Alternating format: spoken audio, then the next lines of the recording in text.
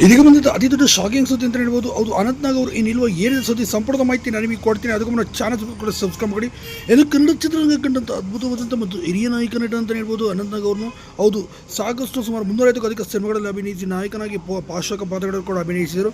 ಇತ್ತೀಚೆಗೆ KGF cinema ಬಿಟ್ಟರೆ ಮತ್ತು ಯಾವ ಸಿನಿಮಾನೂ ಕೂಡ ಅವರು ಮುಂದುವರಿಲಿಲ್ಲ ಅಂತಲೂ ಕೂಡ ಇಲ್ಲಿ ನಾವು ನೋಡ್ಬೋದು. ಹೌದು, ಸದ್ಯ ಯಾಕೆಂದರೆ ಈಗಾಗಲೇ ಅನಂತ್ನಾಗ್ ಅವರು 80 ವರ್ಷ ಆಗಿದೆ. ಈಗಾಗಲೇ ವಯಸ್ಸಾದ ಕಾಯ್ದೆ ಕೂಡ ಬೆಳೆಯುತ್ತಿದ್ದಾರೆ. ಸದ್ಯ ಇದರಿಂದ ಅವರಿಗೆ ಮತ್ತಷ್ಟು ಈಗ ಮುಂದೆ ಚಿತ್ರಗಳಲ್ಲಿ ಅಭಿನಯಿಸಲು ತುಂಬಾ ಕಷ್ಟ ಆಗ್ತಿದೆ ಅಂತ.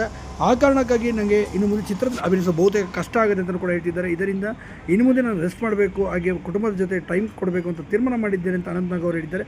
ಈ ಮೂಲಕ ಅನಂತ್ನಾಗ್ ಅವರು ಚಿತ್ರರಂಗದಿಂದ ಇನ್ನಿಲ್ಲವಾಗಿದ್ದಾರೆ ಅಂತ ಹೇಳ್ಬೋದು. ಹೌದು, ಕನ್ನಡದಲ್ಲಿ ಒಂದು ಸ್ಟಾರ್ ನಟ, ನಾಯಕ ನಟ, ಕಾಮಿಡಿ ಪಾತ್ರಗಳನ್ನು ಕೂಡ ಮಾಡಿ ಅದ್ಭುತವಾದಂಥ ಪ್ರಣಯ ರಾಜ ಅಂತಲೂ ಕೂಡ ಅವ್ರನ್ನ ಕರೆಯಲಾಗುತ್ತೆ ಅನಂತ್ನಾಗ್ ಅವ್ರನ್ನ.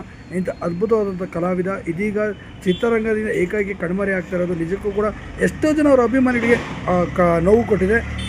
ಅದಕ್ಕಾಗಿ ನೀವೇನಂತ ಇದ್ರ ಬಗ್ಗೆ ದಯವಿಟ್ಟು ಕಮೆಂಟ್ ಮಾಡಿ ತಿಳಿಸಿ. ವಿಡಿಯೋ ಲೈಕ್ ಮಾಡಿ, ಶೇರ್ ಮಾಡಿ.